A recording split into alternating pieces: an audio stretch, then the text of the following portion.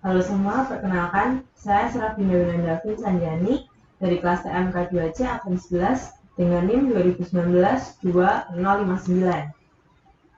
Dan saya Lucia Natali Putriani dari TMK 2A nomor absen 16, NIM 2019-2043. Saya Vinciantis Hanindya Munis, NIM 2019-2064 dari kelas TMKA nomor absen 23. Di sini kami membuat proyek digital dengan judul Rangkaian Komunikasi Dua Arah Transmisi Data Serial untuk Nomor Antrian di Klinik.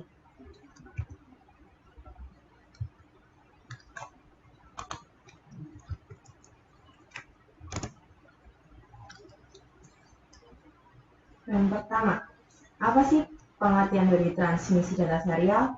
Jadi, transmisi data serial adalah transmisi yang pada setiap waktu hanya satu bit data yang dikirimkan. Dengan kata lain, bit-bit data tersebut dikirimkan secara satu persatu.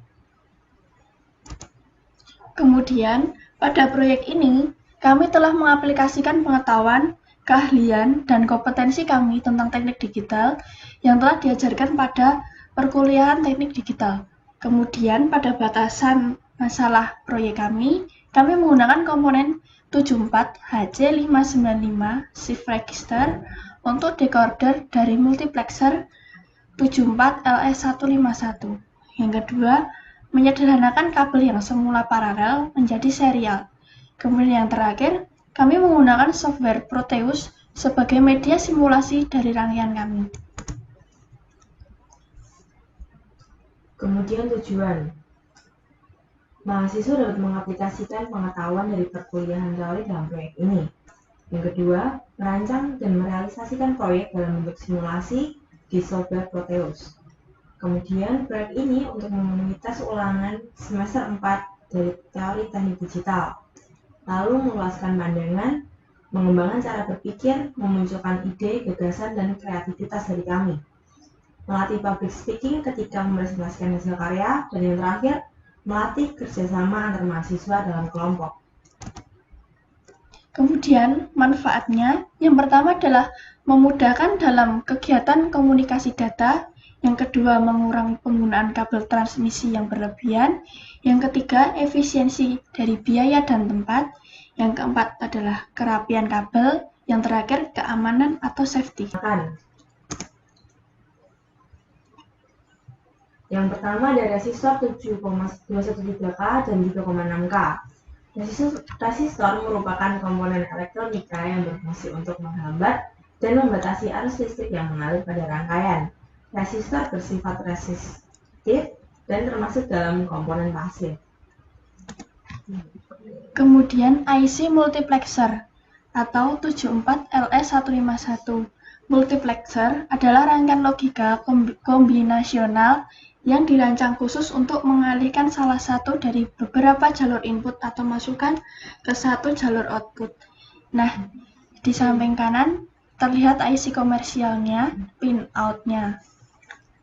Kapasitor 1 mikrofarad.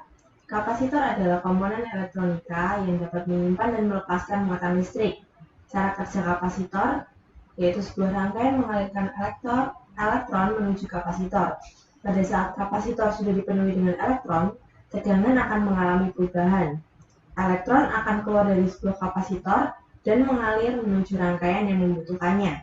Dengan begitu, kapasitor akan membangkitkan reaktif suatu rangkaian. Di situ ada gambar kapasitor.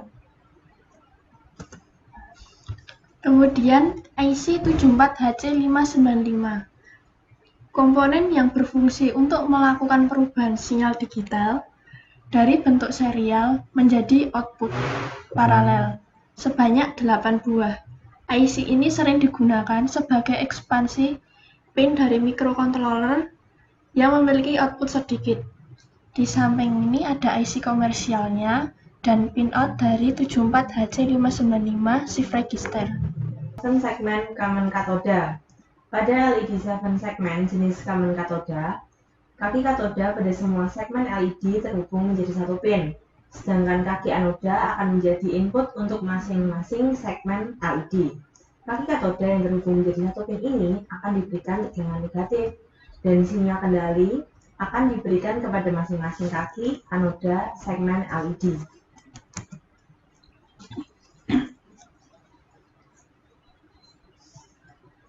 Kemudian IC 74LS48. Decoder adalah alat yang digunakan untuk dapat mengembalikan proses encoding sehingga kita dapat melihat atau menerima informasi aslinya. Decoder dapat diartikan sebagai rangkaian logika untuk menerima input biner dan mengaktifkan salah satu outputnya sesuai dengan urutan biner. Fungsi decoder memudahkan kita dalam menyalakan 7 segmen. Di samping kanan terdapat IC komersial dari 74LS48 dan juga pinoutnya.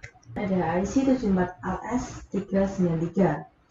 Counter atau pencacah adalah kombinasi dari beberapa rangkaian dasar digital yang berfungsi untuk menghitung banyaknya pulsa.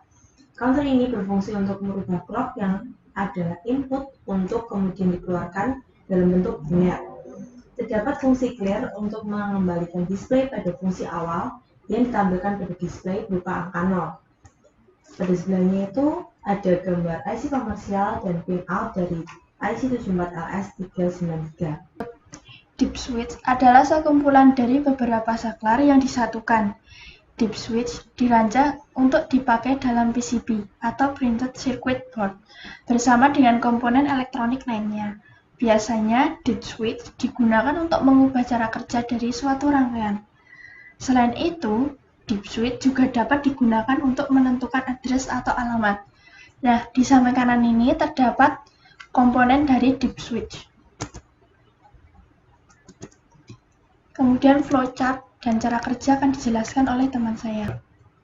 Di bagian sini terdapat sebuah input deep switch yang disambung dengan resistor pull down. Kemudian pengirim ya ini ya, pengirim. Di sini kita perhatikan ada 3 kabel, ada bagian clock, sumber clock ini, terus data dan latch. Di sini adalah penerima, bagian penerima. Oke. Nah di sini juga ada sumber clock. Kita menggunakan IC 555 yang sudah diperhitungkan untuk membuat gelombang kotak dengan frekuensi 100 Hz dengan duty cycle 75%. Ya, sini kita akan langsung coba. Misal kita ingin membuat angka 3 untuk pengirim dan angka 5 untuk pengirim yang sebelah kanan. Nah, coba di play. Nah, di sini adalah bit dari 3 yang didecoderkan menjadi output 7 segmen. Output 7 segmen ini akan diteruskan menjadi satu kabel data ini dengan data selector dari counter ini. Kemudian data satu kabel ini akan dikirimkan menuju shift register. Yang atas adalah pin untuk latch. Latch itu adalah ketika semua data sudah terpenuhi dari bit 0 sampai 7, kemudian latch akan menampilkan hasil output kepada segmen. Untuk clock ini adalah sebagai perantara antara data yang masuk. Nah, kita juga bisa sambil mengubah, misal kita mencoba bit 6. Nah, menjadi 6 seperti ini ya. Lalu 7.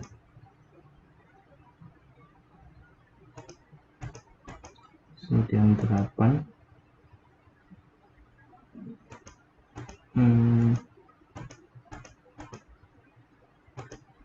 Nah, jadi 8 ya. Kemudian ini juga bisa kita setting 9, 8 dan 4. Yes. Seperti itu kira-kira cara kerjanya. Perhitungan dari konfigurasi IC NE555 supaya terpenuhi clock dengan frekuensi 100 Hz dan duty cycle 75%. Nah, di sini kan kita diketahui dengan clock 100 Hz dan duty cycle 75%. Di sini kita langsung bisa mencari T. Rumus T adalah 1 per F, salah satu bagi frekuensi 1 bagi 100 sama dengan 0,01 detik. Kemudian mencari T waktu rendah, waktu low, waktu sinyal menjadi low. Nah, T low sama dengan 0,693 dikali nilai R2 dikali nilai dari kapasitor. Kemudian kita hitung dan hasilnya menjadi 0,00249 second. Nomor 3 yaitu mencari T high. T high sama dengan T dikurangi T low. T high sama dengan 0,01 dikurangi 0,00249, hasilnya adalah 0,00751 second. Nah, ketika T high sudah diketahui, kita bisa mencari R1, yaitu R1 sama dengan T high dibagi 0,693 dibagi C1 dikurangi R2. 0,00751 dibagi 0,693 dibagi 1 kali 10 pangkat min 6 dikurangi 3600. 1089,941 dikurangi 3600 dan hasilnya 7236,941 atau 7,237 kilo ohm. Kemudian, kelebihan dan kekurangannya. Kelebihannya, yang pertama, dari segi finansial, penggunaan transmisi data serial tentu menghemat kabel, karena semula kabel yang digunakan paralel atau banyak, kalau serial menjadi lebih sedikit dan lebih murah. Yang kedua, dari segi estetika atau kerapian, kabel yang banyak membuat estetika dan instalasi tidak rapi, sehingga penggunaan transmisi data serial dapat mengurangi penggunaan tempat yang terlalu banyak. Yang terakhir, dari segi safety atau keamanan, estetika juga mempengaruhi safety dalam instalasi. Maka dari itu, jika kabel transmisi rapi, saat maintenance lebih aman dan nyaman. Selanjutnya kekurangan. Yang pertama, lebih lambat dibandingkan dengan transmisi data paralel.